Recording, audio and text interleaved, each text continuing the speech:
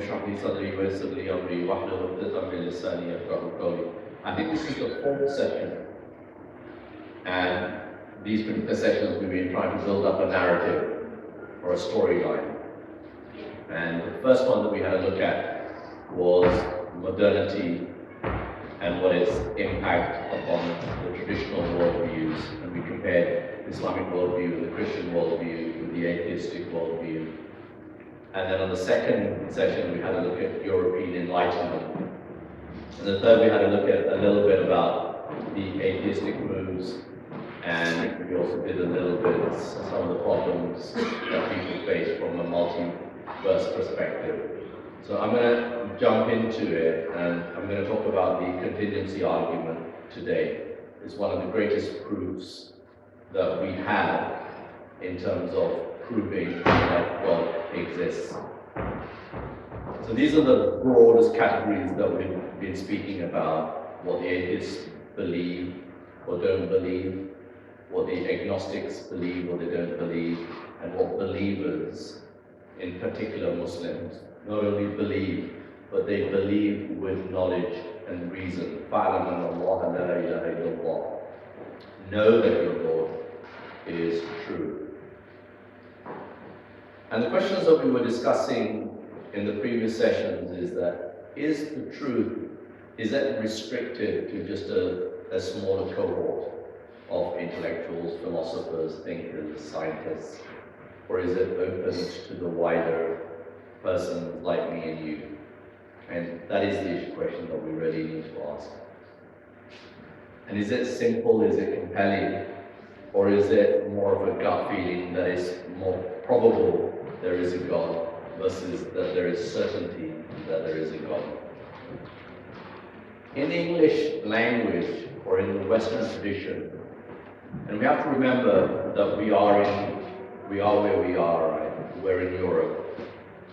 And this is a post-Christian world. And so some of the language that we use is typically Christian language. And that kind of language is split between natural theology and revealed theology. Natural theology is proving that God exists through what exists out in the world, and then using the mind and reason to apply those particular principles in order to prove that God exists. Revealed theology is clearly from a scriptural perspective, right? And if you remember this session that we had on the European Enlightenment, we said that there was a split between the Catholics and the Protestants.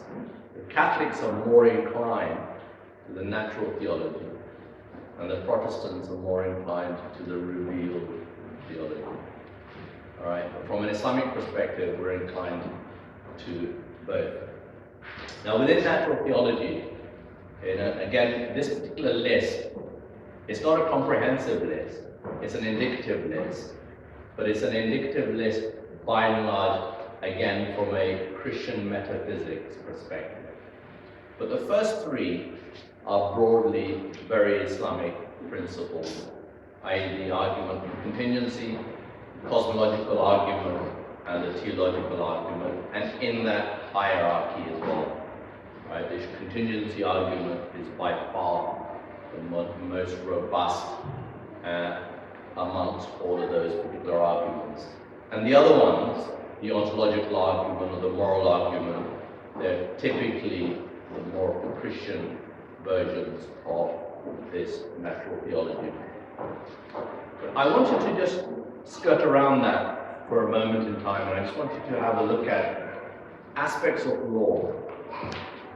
So there's a particular Latin phrase, or there's a principle of law, that an accused man cannot use ignorance in his or her defense. Igno gratias excusa non excusa. Igno gratia juris non excusa.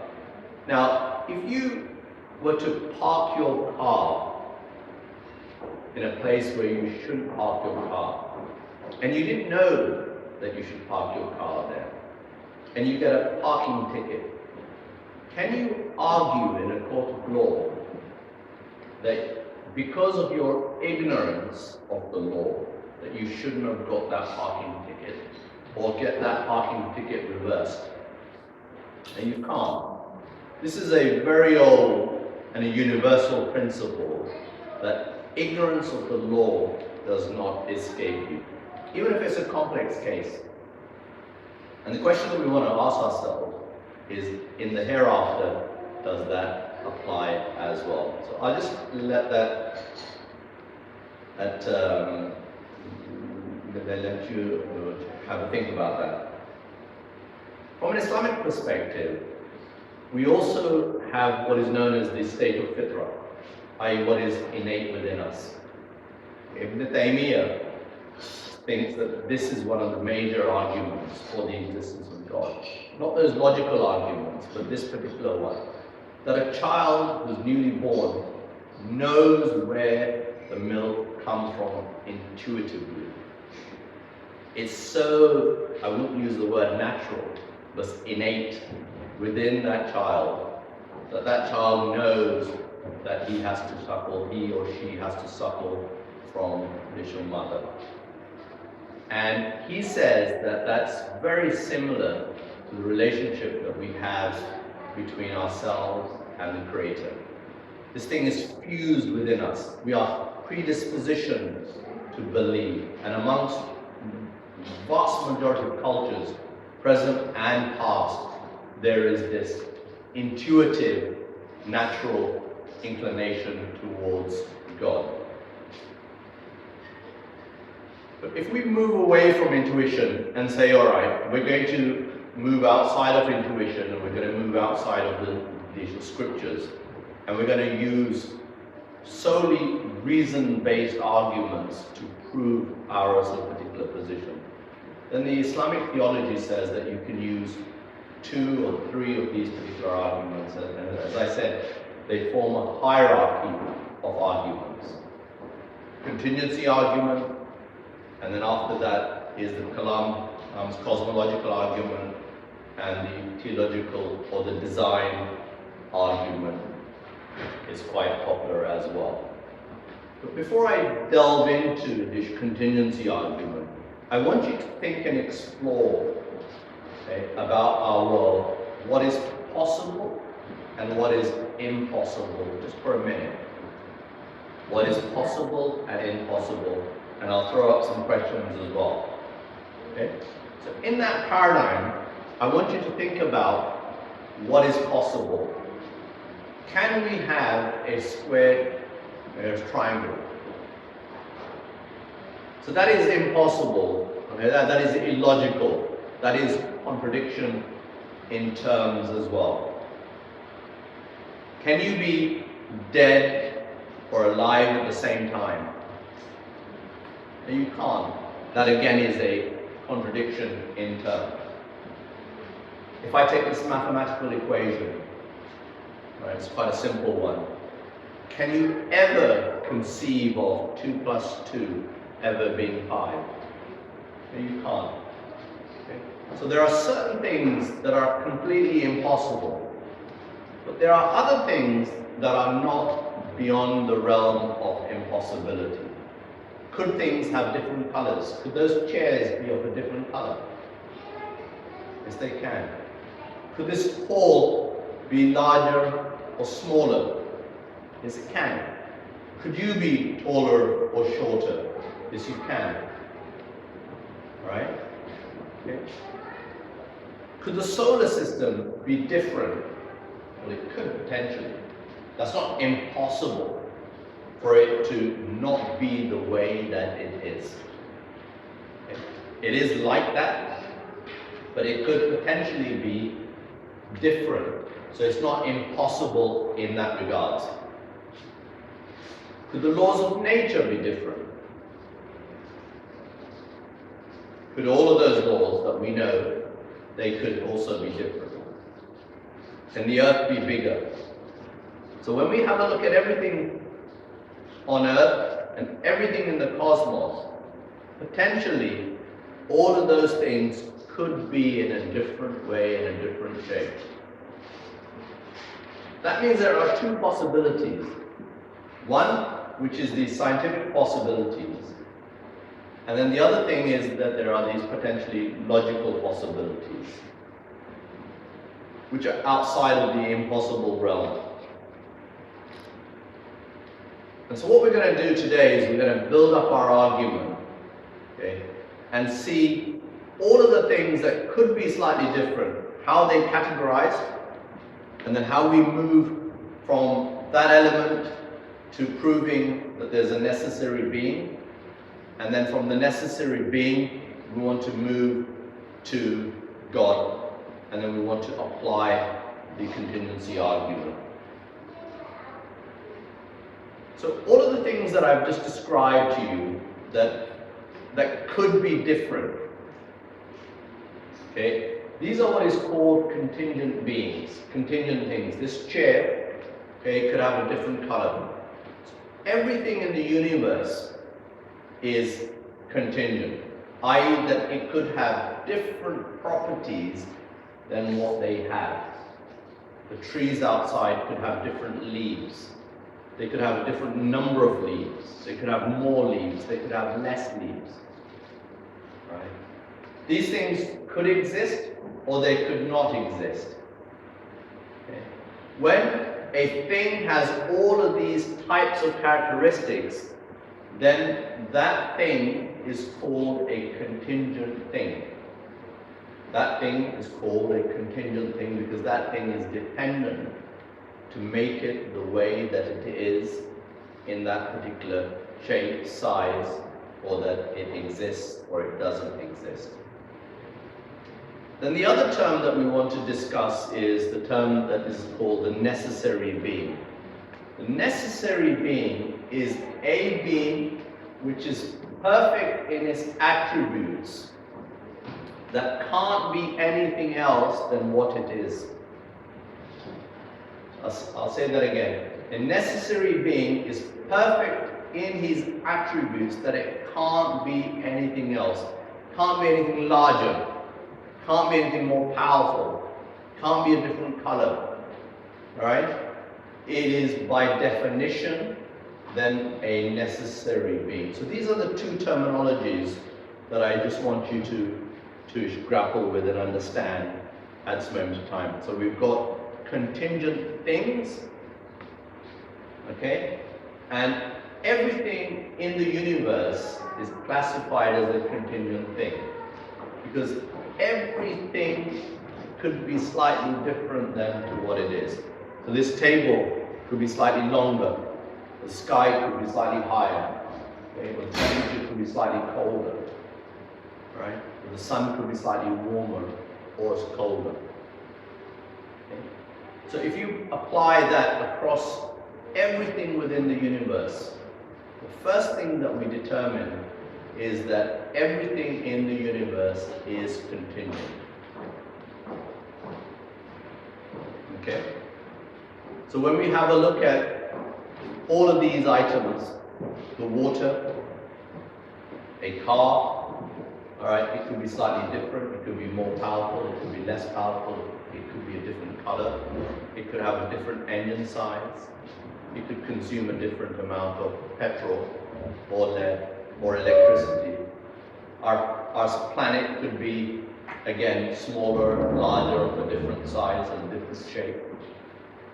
And same applies to the solar system and same applies to the entire universe as well.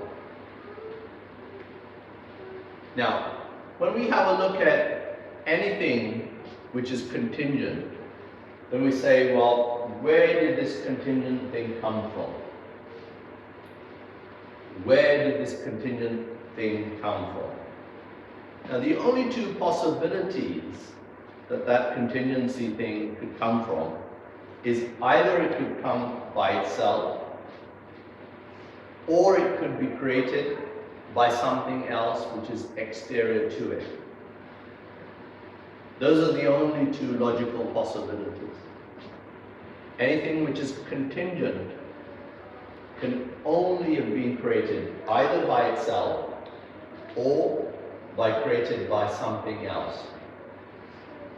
Okay, we haven't defined what that something else is.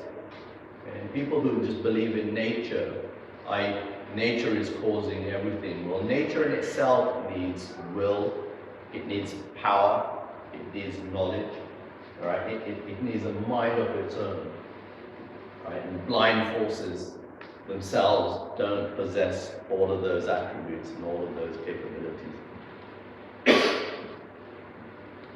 So, if it's not self-causing, which is an impossibility, then it's got to be caused by something else. This is the argument, and I'll come back to the argument in a second. So, if it's not caused by itself, then there is something else that is causing it. Now, that something else is typically, it's another contingent thing. Okay? It's just another contingent thing. And then we apply exactly the same logic to that next contingent thing. Right? And we say, well, this contingent thing was being created by another contingent thing, because again, it could not have been created by itself. And it goes on, and it goes on, and it goes on.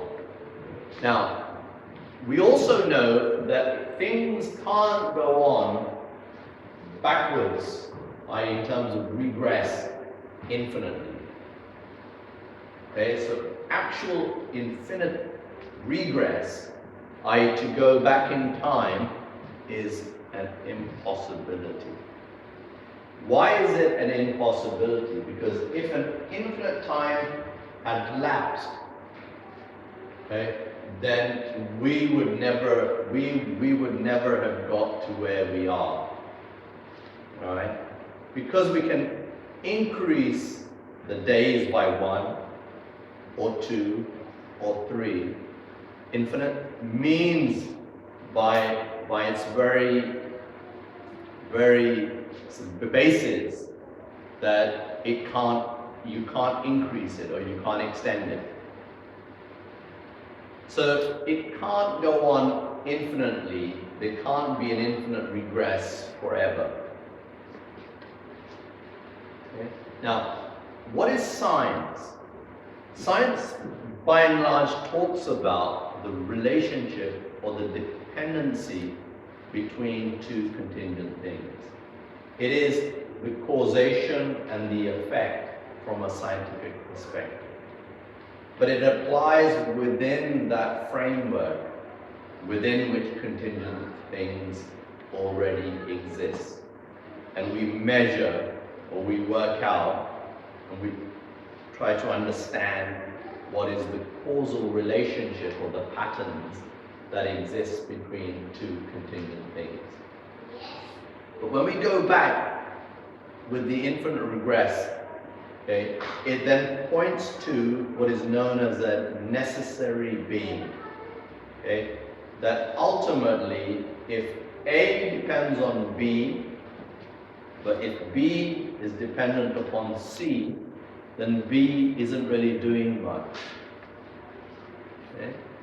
So if B isn't doing much and is dependent upon C, but C is dependent, well, who is C dependent on? Well, C is dependent upon E. So who is E dependent upon? Right? Okay. So ultimately, there's got to be a wall, there's got to be a backstop right at the end of that particular chain. And this is where it gets interesting. From a Christian perspective, they say that God is at the end of the chain, and we also think that God is at the end of the chain. But they just say that God is the first mover, is the first cause, He's lit the fire, and then He's let nature run its course as an absent landlording, all right, absent sovereign. And then it's gone array, and there's a bit of a mess. And from an Islamic perspective, God causes all of these particular causations. The actual interaction or the dependencies between one contingent thing and another contingent thing. So if we have a look at this particular chain of causation, and we say there is one contingent thing after another contingent thing, at the end of that contingent thing, because we cannot go on forever, because that chain cannot go on forever, then that chain has to end with what is known as a necessary being, which is non-contingent. So it's the opposite of contingency. That necessary being isn't contingent upon anything else, because if that necessary being is contingent on anything else, then it just pushes that contingency backwards and backwards and backwards. So the necessary being at that end of that causation chain has to be an uncaused cause. And it also cannot have the possibility to change. Right? Okay? If it had the possibility to change, right, to become more powerful, more knowledgeable, more whatever, more wise, then by its very definition of these things, it becomes contingent, because it can change, it can grow, and it's dependent upon something else in order to make that change. So we've established that at the end of the chain of contingent things, that there is a necessary being. And the next step from that necessary being is then to pivot and say, all right, well, how do we prove that that necessary being is God? And then the types of attributes that we think that he has. So typically, we attribute for an almighty, a necessary being, we attribute at least these 3 or 4 attributes. That he is all-powerful, that this necessary being is all-powerful, i.e. his will is perfect. He's all-knowing, okay? He's perfect in his knowledge. And then he is eternally pre-existent.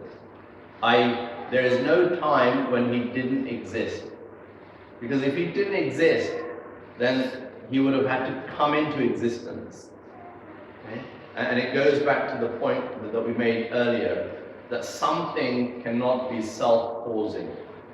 Something cannot be self-causing. So even the necessary being of God cannot come into being by himself. So he's got to be eternally pre-existent. And then we also know that the necessary being, there must be one, and we'll come to that. So how do we know that the necessary being is all-powerful or all-knowing?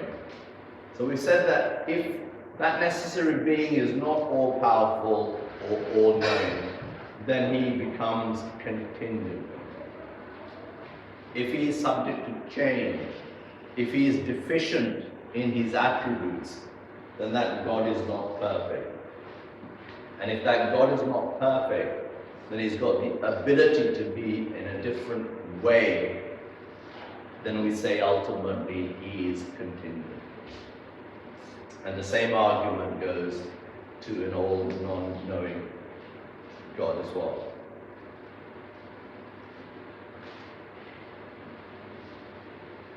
How do we know that he's eternally existent? i.e., if he came into existence, then again the argument that I've just spoken about, he would have had to come into existence either by himself or through someone else, okay, and that something else then and has made this particular necessary being contingent. And then we want to know how this necessary being is just one. I mean, there aren't multiple necessary beings.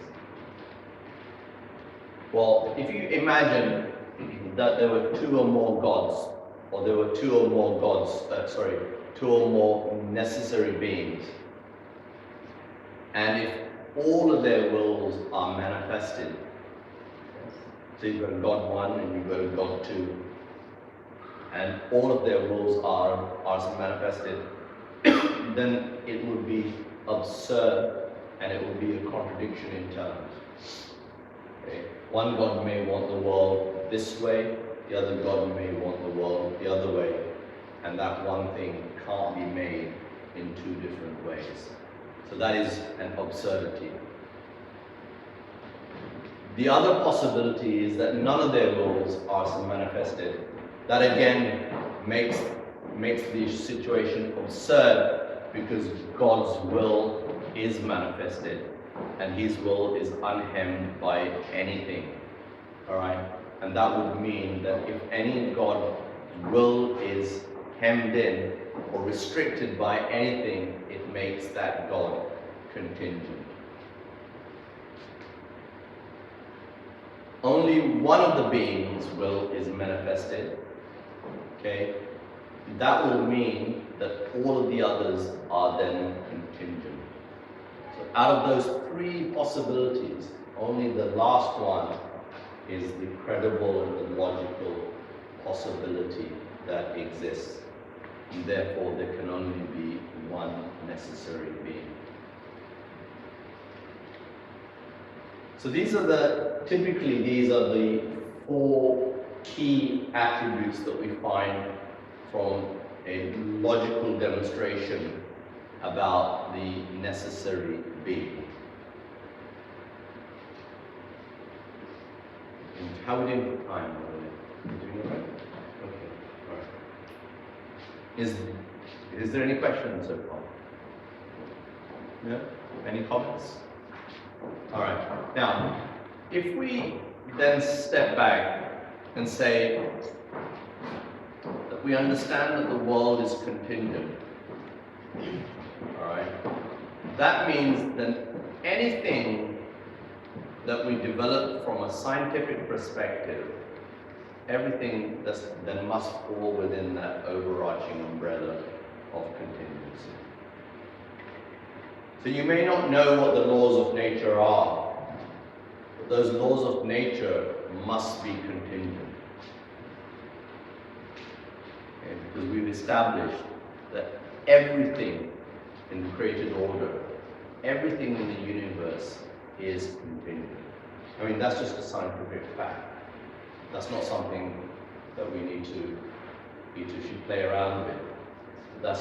That is just the actual case of observing the actual natural world. So whether you think a particular feature within the natural world is complex like the eye or DNA, and then you believe that there must be a designer, at the end of the day, there is contingency behind that.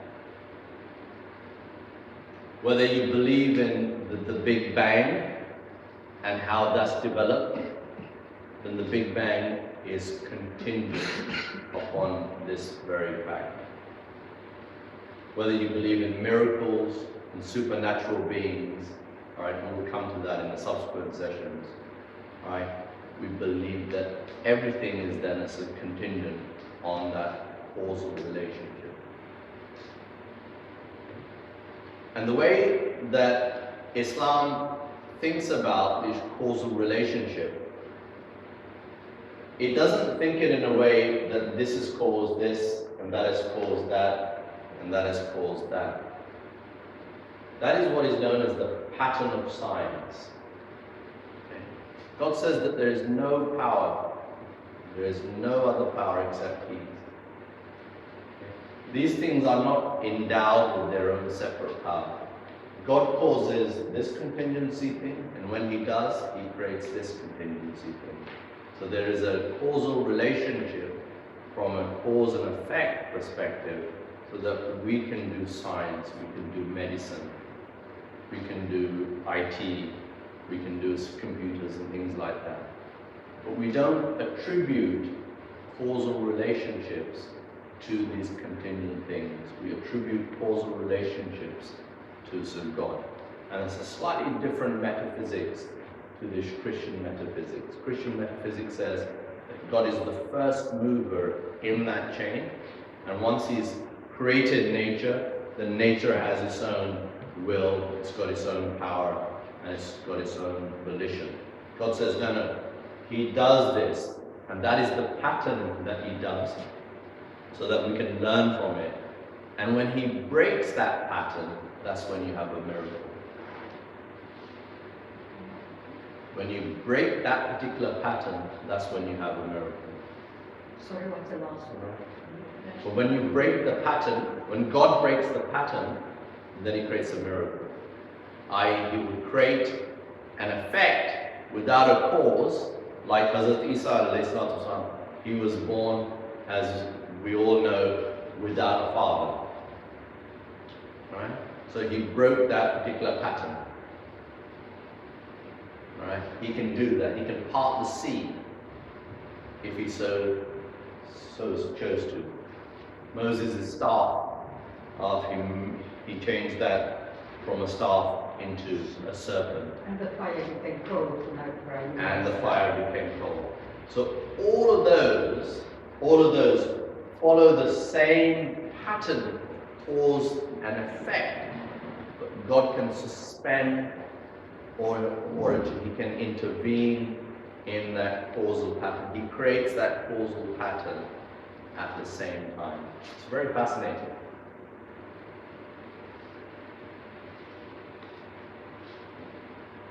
So all of this, so people often, and they have problems with science, and they say, look, science has run away, and science is now telling us all of these newest things, and how do we interpret those kind of things? Right? So we touched upon the multiverse. So someone says, I know how the world was created. Right? I know what science tells me. How does a layman deal with that? I'm not a theoretical scientist or a physicist. Right? I don't know about quantum mechanics.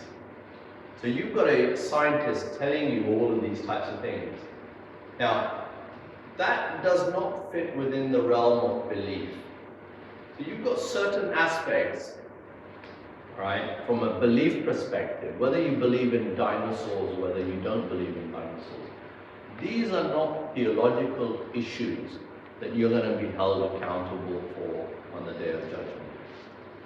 You're not going to be held accountable for whether you believe or you disbelieve in evolution.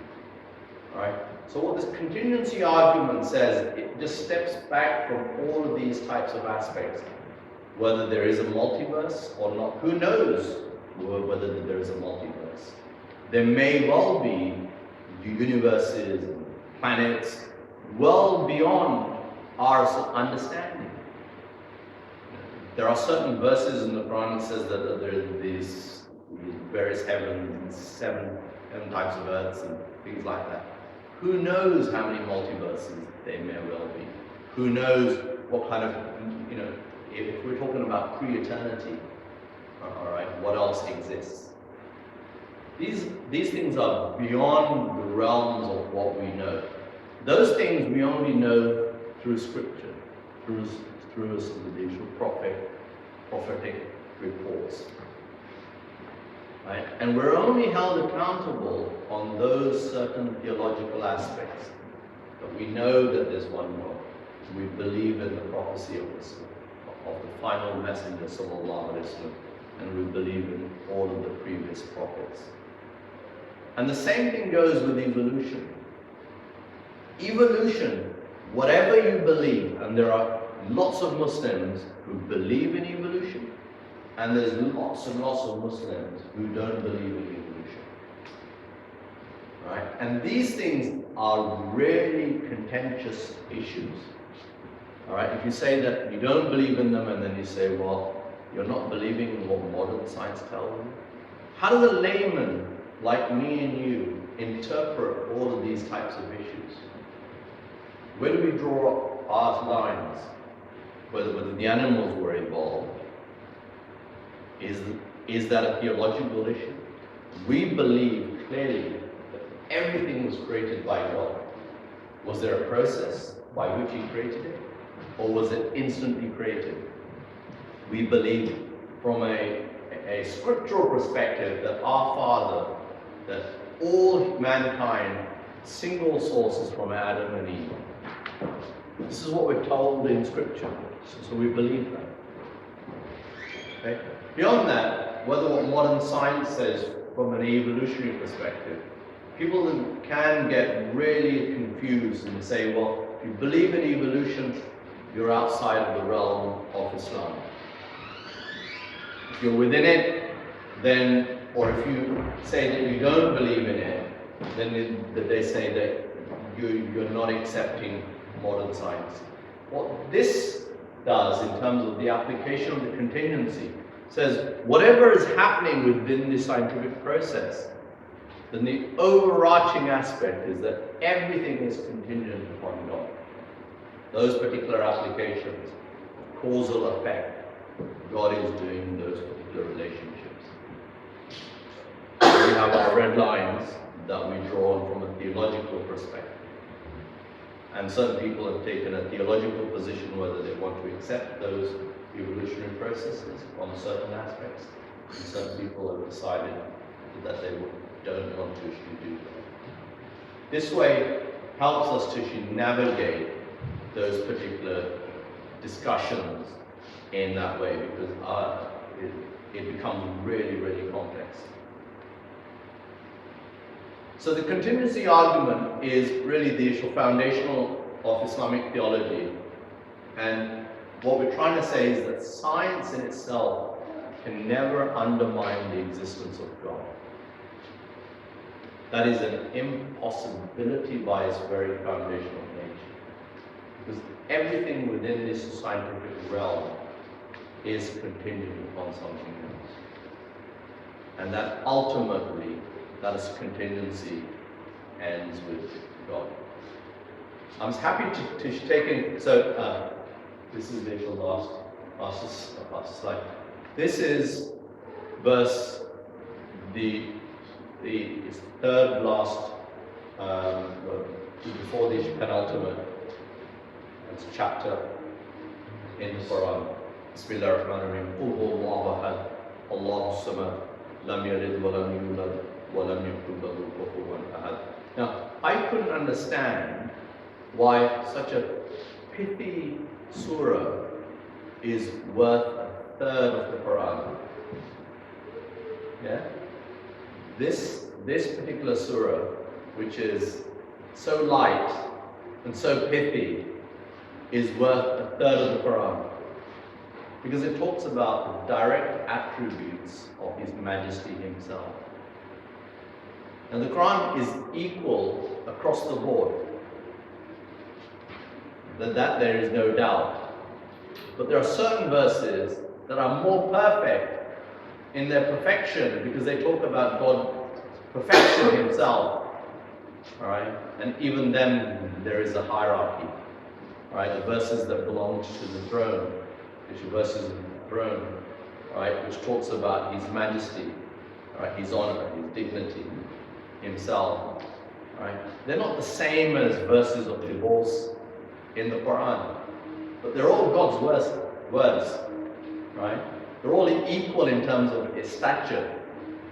Some are just that much more beautiful in there. And this particular chapter is a third of the whole Quran because it's talking about God's unique oneness.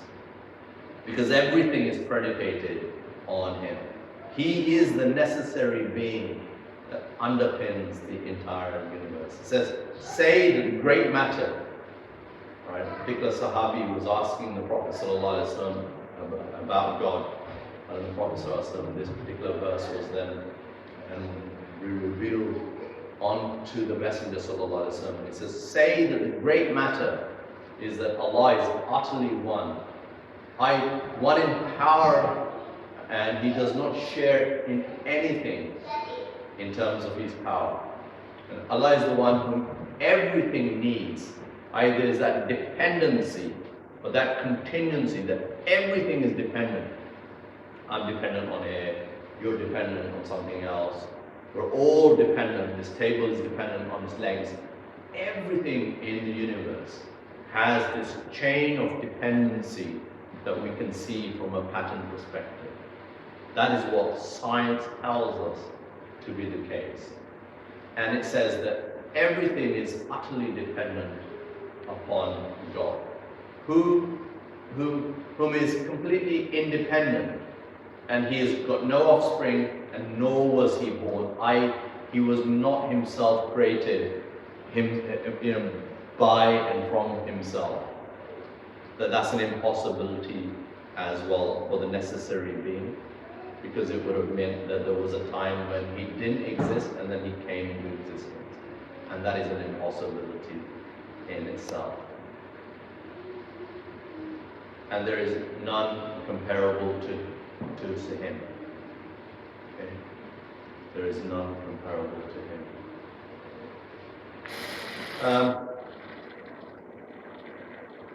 This is the next topic. I can start it, but we can close it here. And this is where it becomes interesting. This is the intersection between kind of science, naturalism, and scientism. So I'm just going to leave you with that, and we'll talk about that next week, hopefully. But it's really trying to understand this cross-section, or where does, we've got to understand that science has its own metaphysics. All right?